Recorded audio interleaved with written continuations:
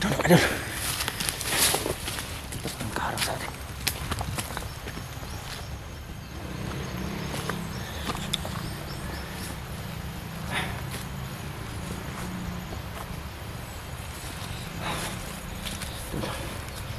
Parang inaabangan tayo dito na.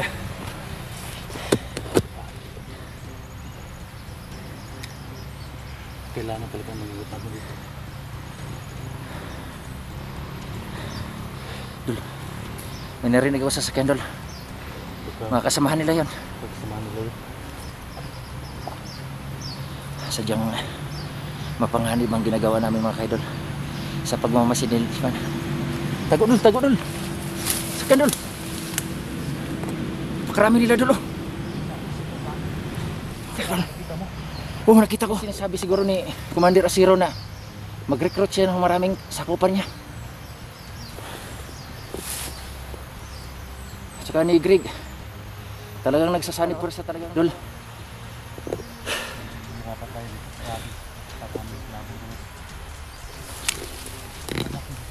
Sige, abanti tayo, Dol. Ingat lang, Dol. Back up ako, Dol.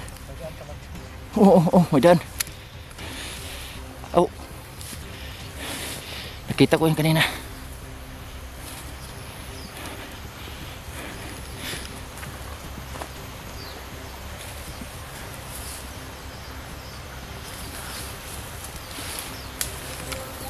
Uy!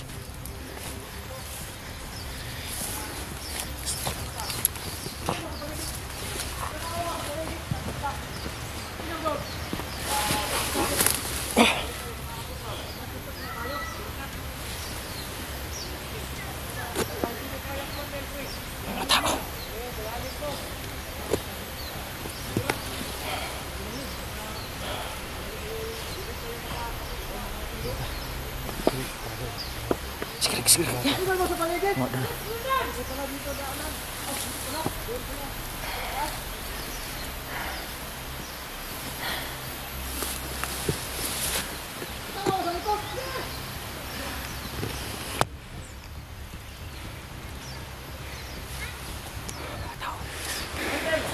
Dul, sa taas, Dul.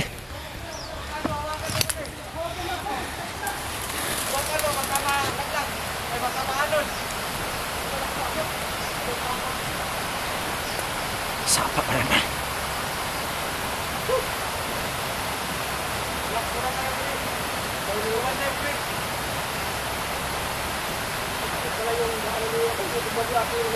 Wala nang alam dito daanan.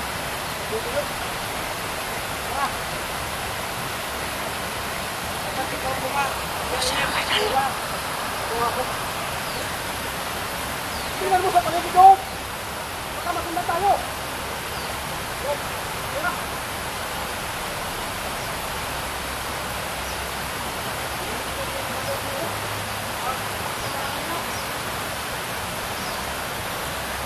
Sundan natin siya mga kaidol.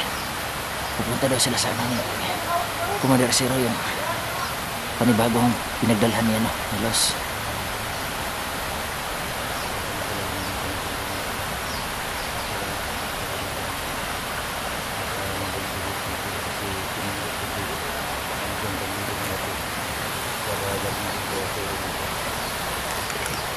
Narinig mo doon? Ang sinasabi? Sinundo ng sakop ni Asiro si ano? Si Greg.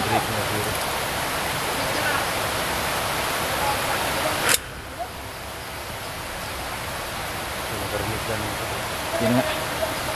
Bumalik yung kawan ni Greg. Parang na-alert ko talaga sila. Luto ka rin doon. Malakas na ang pakiramdam ko nga to. Kasi talaga napaparatas talaga ng timas natin. Kaya malakas din yung pakiramdam nila doon. Alam nila mga panganib ano, sa paligid. Nandun na sila doon. Nah, bati tayo doon. Tara na.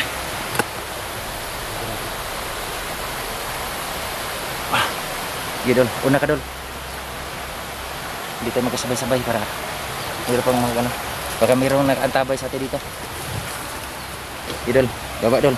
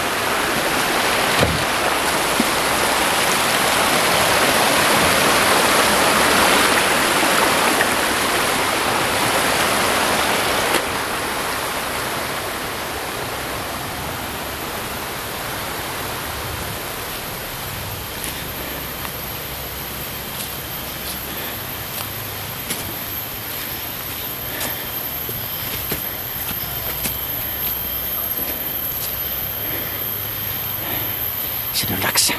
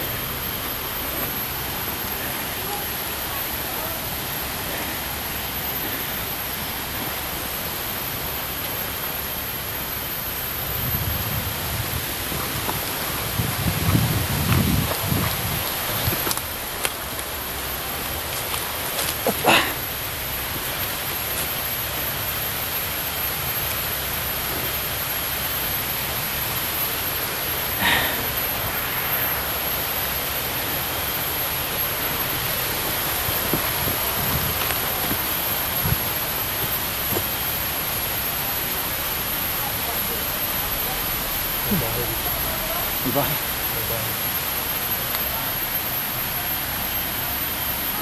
Narinig akong mga ingay. Mga ingay, idol. Yun na. Kutob ko, malapit pa sila dito. Hindi tayo dadaan dyan, dol. Baka matambangan tayo dyan. Sa sapa tayo dadaan, dol. So mga ka-idol, hindi tayo dadaan dito mga ka-idol. Baka mayroong nakaabang doon sa ano. Malagyan pa kami ng patibong. Dito tayo dadaan sa sapa mga ka-idol.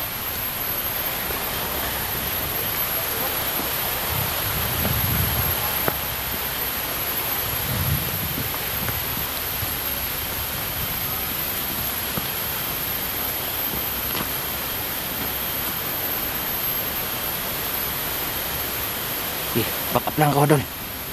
Una, dol, una, dol.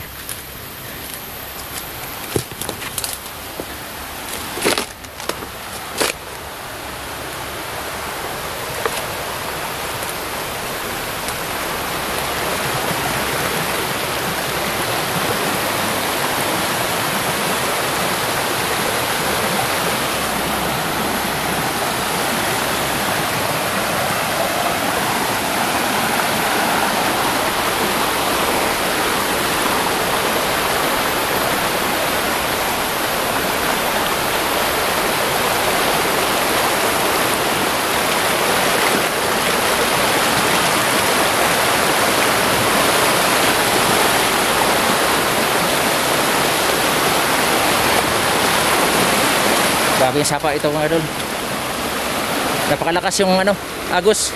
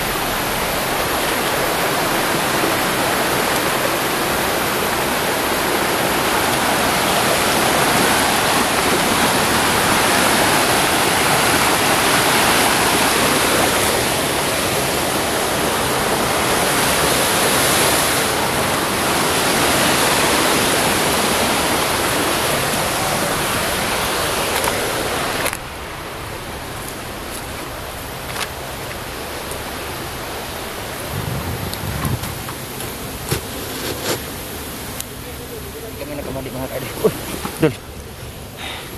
Nakadali tayo ng kamali mga kaidol. Dito nga nila dinala. Silos. Ang hira. So hindi tayo magbigay ng kapiyansa mga kaidol. Dol.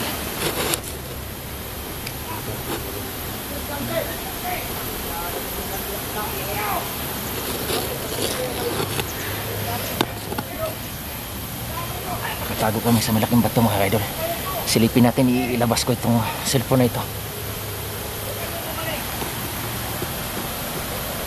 May kalayuan dito mga idol ang pwesto nila. Kaya hindi natin gaano marinig yung mga boses nila.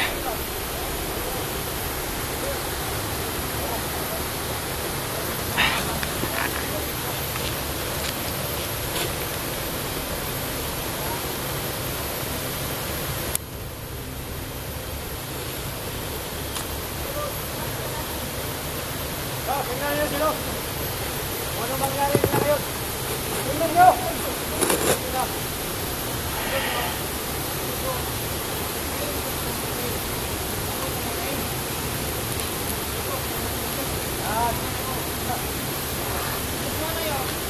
Silip mo natin yung camera idol para malaman natin kung anong kaganapan nila. Tumulong yung grabe ang kanila eh. I-zoom natin mga idol kasi may kalayuan. So itutok natin yung camera dyan para malaman natin kung anong kaganapan nila dyan. Hindi natin marinig gaano ang boses mga idol.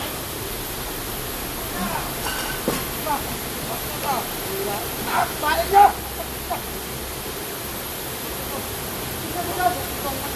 Ayan si Los. Sinipan niya no. Sinisipan niya ni Commander Acero. Salbahe ka na Commander Acero. Tapang ka lang dahil meron kang agimat.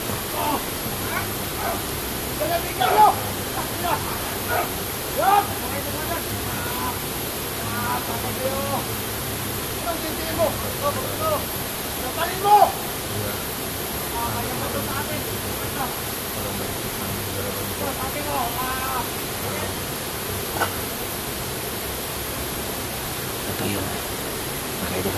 Kukuha lang kami ng tiyempo mga idol. Kukuha lang kami ng tiyempo. Kami ni Toldax. Kami dalawa. Kung pwede namin masagip ka agad, itakas dyan si Los. Yan ang dapat namin gawin pero hindi kami pados-dalos mga idol. Sus.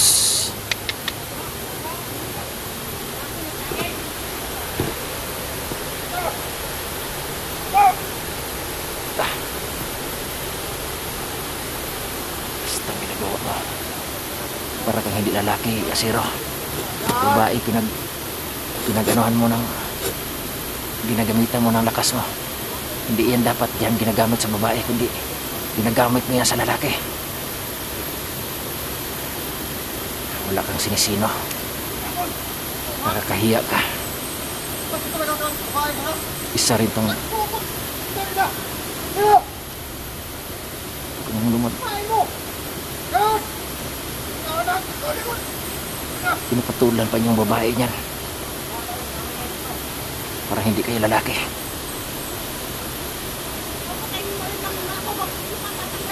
Siguro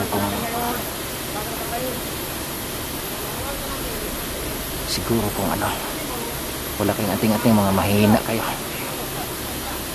ay pumapatol kayo sa isang babae.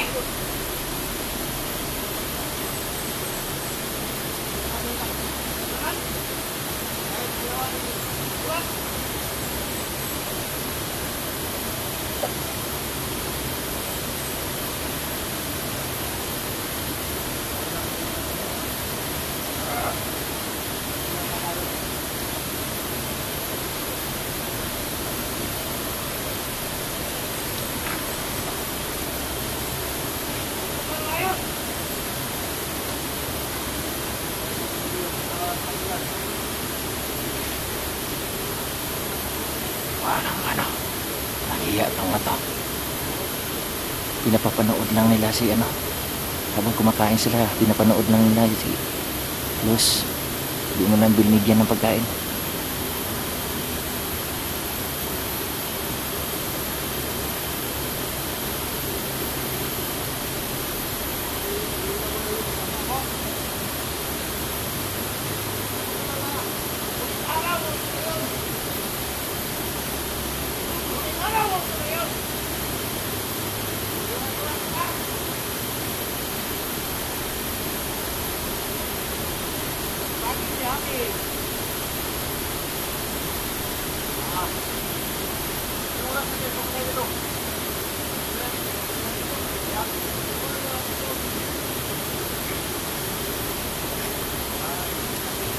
Patayin mo dito.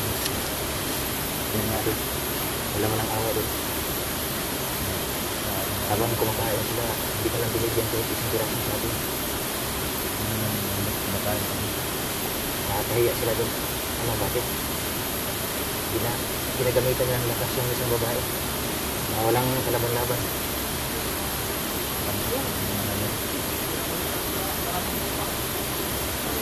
Hindi iisipin nila at hinaan ng isang babae dapat hindi sinasaktan. Kung binihag man, hindi binabubog. Dahil babae yun. Wala ka rin ang ito. Wala sino-sino. Kahit ang babae, wala lang. Binibog nila kahit ang babae. Hawa. Hindi sila tunay na lalaki. Pag ganun.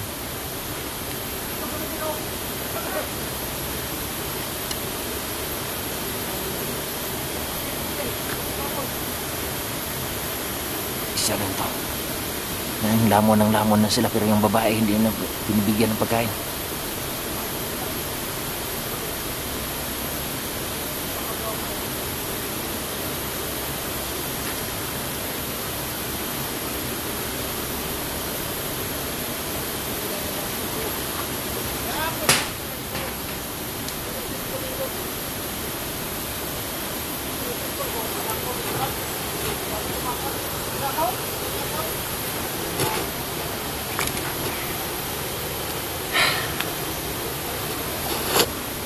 So mga kaidol, dito lang tayo muna mga kaidol. Magmamasid lang tayo. Samahan nyo kami mga kaidol habang nagmamasid. Nakikita nyo yung anong kaganapan nila at kaganapan namin dito. Ang sitwasyon namin dito mga kaidol. So kukuha na tayo ng tsimpo mga kaidol. Hindi muna tayo lulusog, hindi muna tayo padalos-dalos dahil tama.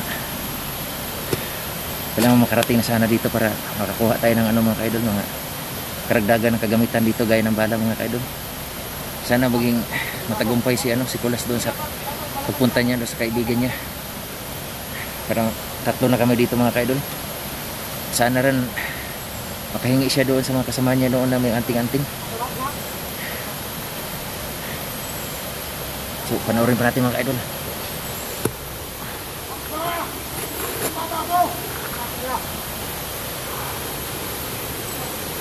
Ilabas natin konti ang kamera natin mga idol. Baka makita nila na mayroong nagmamasid sa kanila. Alam ko napaka delikado itong ginagawa namin pero yun talaga, kasama na to sa buhay.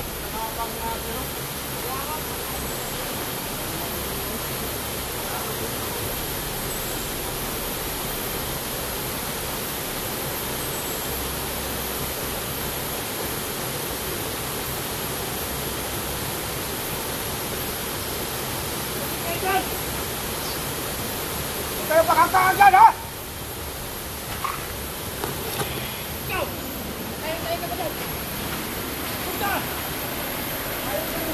Ilipat tayo na pwesto mga idol.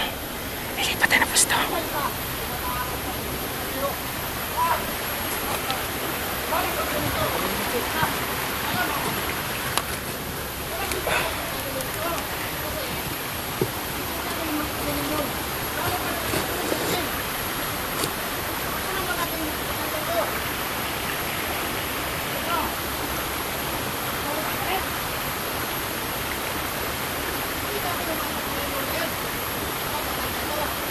Isasolve natin mga idol kasi may kalayuan. Ano mga idol? Kain mo! Yan! Hindi tayo magsaan dyan kasi mga kapatid na tayo.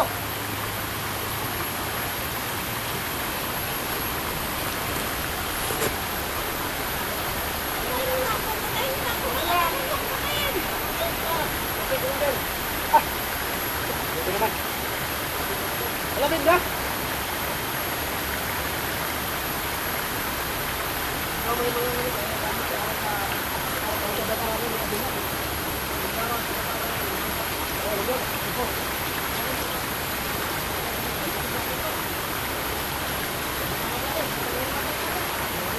Hirapan tayo eh. Tayo na